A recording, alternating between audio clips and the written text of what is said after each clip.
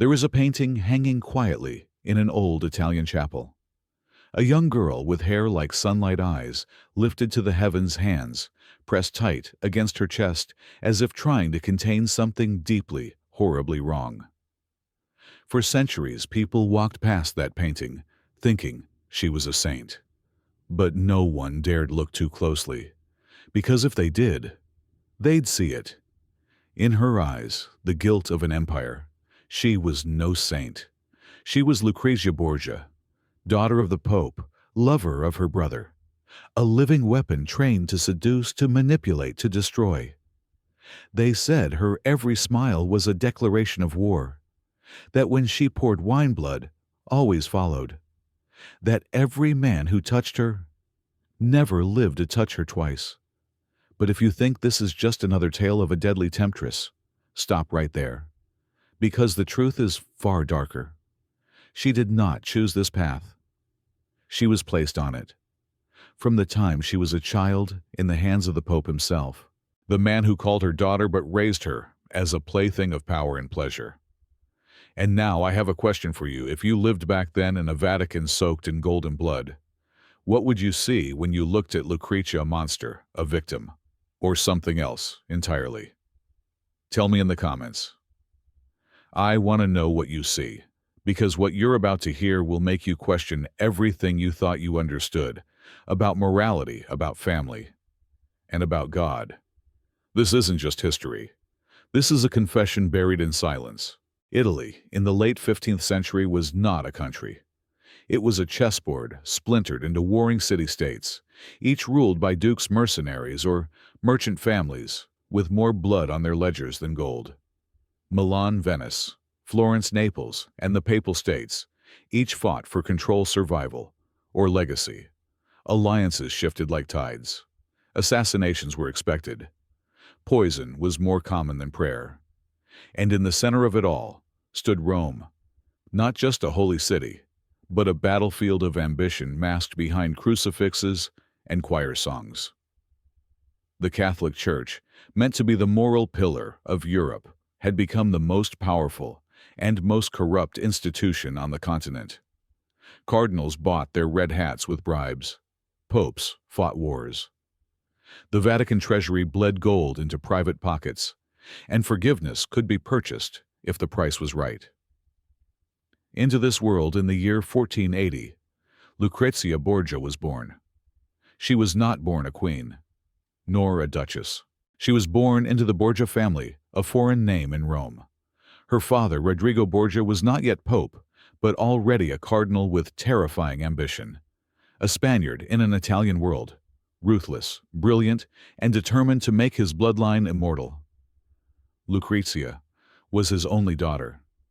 And in a time when daughters were tools to be traded, wedded, or sacrificed for power, Lucrezia was forged for something more. Her mother, Vanozza Catanei, was one of Rodrigo's many mistresses, though she held more status than most. The affair was well known, and Rodrigo, unlike many cardinals, never truly hid his illegitimate children. He didn't just acknowledge Lucrezia. He loved her, obsessively, proudly.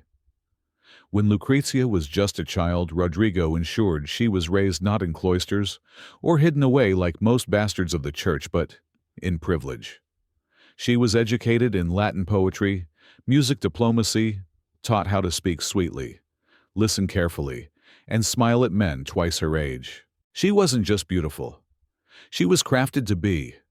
By the time she was 10, she spoke like a noblewoman, read like a scholar, and understood the power of silence.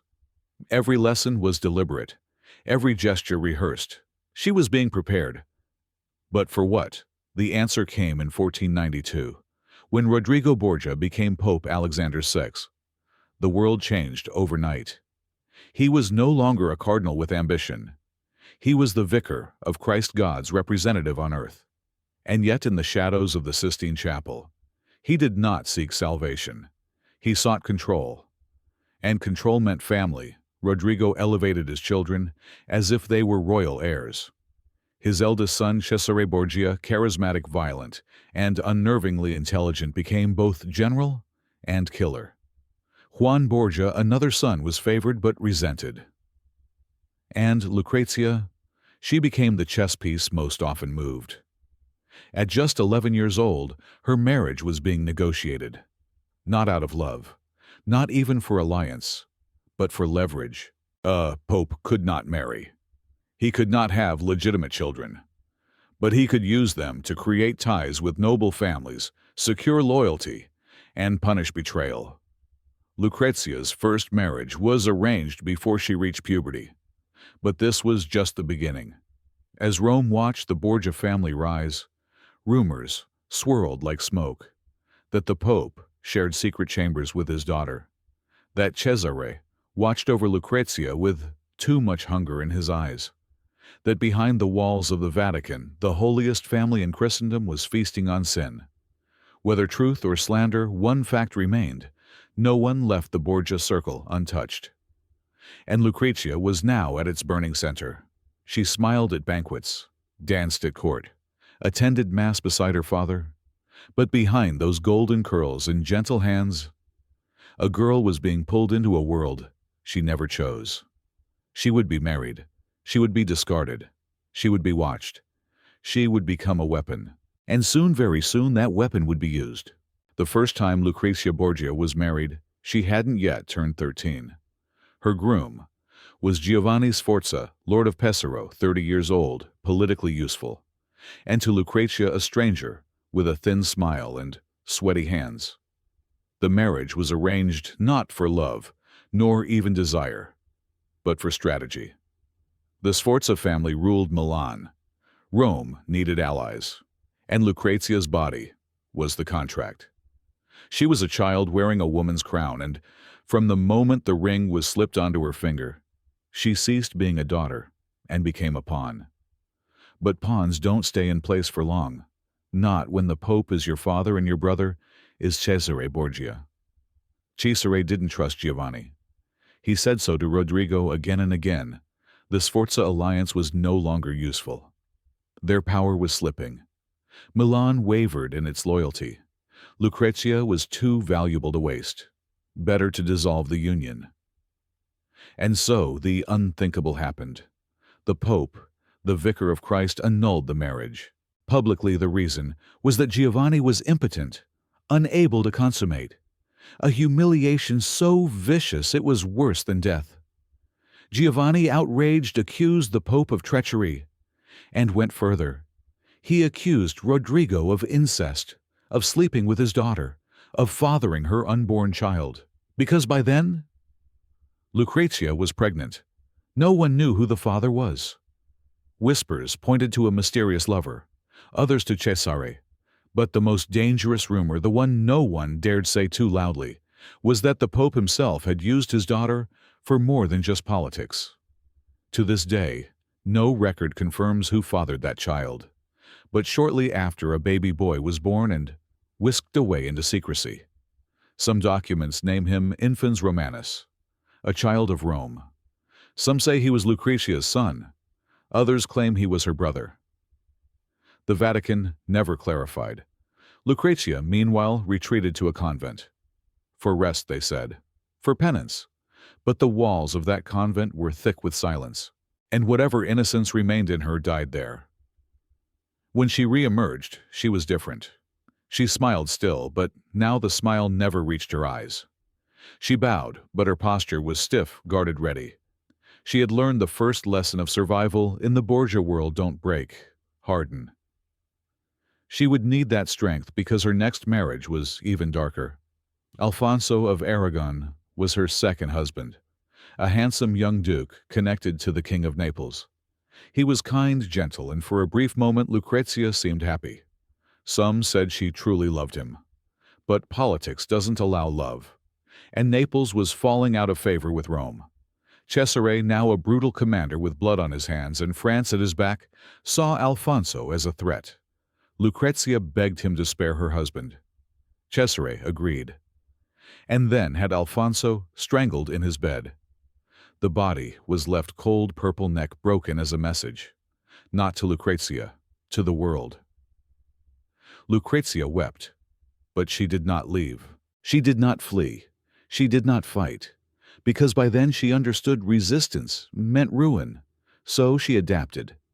She played the game, and she learned how to move pieces of her own. She began hosting salons, elegant, glittering affairs where Rome's nobility gathered, drank, and let their guard down. She listened more than she spoke. She watched as men underestimated her, flirted with her, tried to control her. And one by one, she learned how to use their arrogance as a blade. She had already buried 2 husbands. She had already lost a child. She had already been accused of sleeping with her father and her brother, and she was still standing. But the shadow of Cesare never left. He hovered behind her at every public event. His eyes followed her every move. Some believed he was obsessed. Others believed he was protecting her. Some whispered that he controlled her not through threats but through affection, so twisted she couldn't escape it. Lucrezia, they said, belonged to no man except Cesare. And yet the greatest test was still to come. Rodrigo Borgia, Pope Alexander VI, was aging. His enemies grew bolder. France and Spain circled Rome like vultures. The alliances he forged with his children were cracking. Lucrezia was married off again, this time to Alfonso d'Este, Duke of Ferrara. The union was reluctant. The Este family detested the Borgias. They called Lucrezia a whore, a witch, a political poison wrapped in silk. But the Pope made the offer too rich to refuse moneyland power. So she went, alone, surrounded by spies, into a court that wanted her dead. And there in Ferrara she was tested in ways no Vatican intrigue could prepare her for. She was insulted, isolated, and ignored. Her husband took mistresses openly. The noble women of Ferrara refused to dine with her. Priests avoided her gaze. She had no allies. So she made herself indispensable. She became the patron of poets. She funded orphanages. She wrote letters filled with charm, wit, and political calculation. Slowly, grudgingly, she earned respect. But the price was steep. She wrote often to her father and brother. Her letters to Cesare grew distant. There were fewer jokes, less warmth. Only duty. And when Rodrigo finally died, Lucrezia was not in Rome. She was never allowed to return. The Borgia name, once thunder in Rome, became poison. Cesare's power crumbled. He was arrested, exiled, hunted. And Lucrezia remained where she was. Still smiling, still watching, but now alone. She had no pope to protect her, no brother to kill for her. Only the memory of what she had survived, and the faces of the men who had died for and because of her. What did she feel in those years? Some say guilt. Others say nothing. But perhaps it was something simpler: resolve. Because Lucrezia Borgia was no longer a pawn. She was still surrounded by danger, still silenced by the men around her. But she had mastered the one skill they never expected from her: endurance. And soon, even death would try and fail to silence her. By the time Lucrezia Borgia turned 30, she had outlived the worst of the Vatican storms. Her father dead. Her brother Cesare ruined.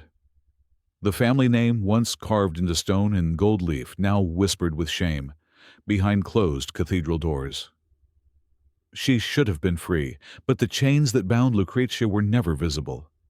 They lived beneath her skin, forged in youth, tightened by power, sealed by the memories no confessor could absolve. In Ferrara, she had rebuilt herself a duchess, a mother, a patron of art, intellect, and even theology. But what the public saw was a porcelain mask. Beneath it, fractures. Her marriage to Alfonso d'Este was cold. Not cruel, not violent, just distant. He tolerated her, used her lineage when it was convenient, and blamed her for every political misstep when it wasn't. His mistresses were young and loud, and the court adored humiliating Lucrezia in ways so quiet they could never be accused. She smiled through it. Of course she did. She'd been trained to. But behind closed doors, her body was giving out. Between 1502 and 1519, Lucrezia was pregnant at least 9 times. Most of the children died in infancy. Miscarriages bled her dry. The successful births left her weaker with each labor, each scream. She buried child after child, sometimes quietly, sometimes with a state funeral, always with the same dead stare, the same slow walk back to her rooms. No tears, no rage, just the silence of someone who had learned grief must not be seen. It could be used against you. Her letters from this period change. They grow colder, shorter. She speaks less of beauty, more of eternity. She writes often to nuns, to monks, to abbots. Sometimes about God, more often about death. And then came the Lent of 1519. She was 39, once again pregnant. Her body, already a battlefield of miscarriages and fevers, could barely rise from bed. Yet the court demanded appearances. Alfonso demanded heirs. And Lucrezia, trained all her life to obey, once again gave her body over to duty. The pregnancy was brutal. She vomited blood. Her limbs trembled, her breathing shallowed, and still no rest. She gave birth on June 14th. The child, a girl, survived only hours. Lucrezia lingered. She developed a raging fever that would not break. Her skin turned pale, then gray. Her hands curled toward her chest. Her eyes stayed open, unblinking, glassy, as if she was watching someone who wasn't there. Cesare Rodrigo, or one of the many children she'd held only long enough to bury, doctors were called. Prayers whispered. But Lucrezia was slipping away. On June 24th, 10 days after the birth, she gave her final confession. She asked for forgiveness, for what no one knows. The priest never wrote it down, perhaps for the rumors that followed her all her life, perhaps for what she had done, or perhaps for what she had allowed. That night, as the bells of Ferrara rang the midnight hour, Lucrezia Borgia, once the most feared and desired woman in Italy, closed her eyes. She died in silence. No screams, no blood, no scandal. Just a final breath and then stillness. The court did not mourn her loudly. The women who once spat at her name now wore black lace, more out of obligation than grief. Alfonso buried her with dignity, but no tribute, no statue, no poem. Only a tomb, plain and cold, etched with her name and the words, "In pace." In peace. But was she, even in death? Whispers followed her, that her ghost lingered near her tomb, that her sins had cursed her soul, that she still wandered looking for her child, or her brother, or herself. Yet the people of Ferrara remembered something else. Not the poison, not the incest, not the scandal. They remembered the woman who gave money to widows, who protected orphans, who read quietly in the gardens before Mass, who lit candles even when no one was watching. Because in the final years of her life, there was no Vatican, no father, no Cesare, only Lucrezia. And perhaps for the first time, she belonged to herself. History did not remember Lucrezia Borgia kindly. For centuries, her name was a warning, a whisper of seduction, poison, and incest. She became legend, a villainess, a femme fatale carved in ink and oil. Her story twisted by playwrights, pulp writers, and even popes who came after her, all eager to bury what didn't fit and exaggerate what made people shudder. But when the dust of myth settles, what truly remains, her tomb in Ferrara, still exists. Cold, unvisited. Most walk past it, not realizing who lies beneath. There are no candles, no flowers, just stone and silence. And yet in the archives, in the forgotten pages of her letters and accounts, a different portrait begins to emerge. She ruled Ferrara with grace, diplomacy, and intelligence. She balanced religious devotion with the hosting of some of Italy's greatest poets and thinkers. She protected the vulnerable. She donated to hospitals, funded convents, and encouraged the arts. She governed when her husband traveled, often more wisely than he did. She was no longer the girl with bloodied silk and hollowed eyes. She became a woman who endured and quietly rebuilt. But history didn't want endurance. It wanted scandal. It wanted the poison, the incest, the drama. And so her reality was traded for a symbol: Lucrezia, the harlot; Lucrezia, the killer; Lucrezia, the daughter who pleased both father and brother. And yet, perhaps that's what makes her legacy so haunting. Because Lucrezia Borgia was not evil. She was shape-sculpted by men who saw her not as a person, but as an asset. She was used as a weapon and punished for the damage they inflicted with her name. And when she finally broke free, finally tried to live as something more: a duchess, a mother, a ruler, history turned away. It did not forgive her. It did not honor her. It erased her. But centuries later, the truth begins to resurface, and with it, a different legacy. Not a warning about seduction, but a warning about silence. About what happens when a girl is taught to obey, perform, and please no matter the cost. Lucrezia's story is not a medieval soap opera. It's a tragedy of control, of survival, of the price women pay when they are born into a world that worships power and punishes softness. She did not win, but she did not vanish. And that, perhaps, is her final victory. They turned her into a myth to hide what they'd done. Lucrezia Borgia, the daughter who served a pope, the sister bound to a killer, the woman history refused to understand, now lies in silence. But the questions remain. What if she had been born a son? What if the church hadn't needed her as a pawn? What if no one ever taught her that her worth depended on how much she pleased others? And now I'll ask you, was she a villain or a victim in a world that made both indistinguishable? Let me know what you believe down in the comments, because this story is just one shadow in a much darker corridor. If you think Lucrezia's life was haunting, wait until you hear what they did to Juana la Loca, a queen locked in madness, or made to look mad for power. Click here to uncover her story. And if you haven't already subscribed, we have so many more stories the history books tried to bury. Until next time. Remember, behind every throne, there's a secret someone tried to silence.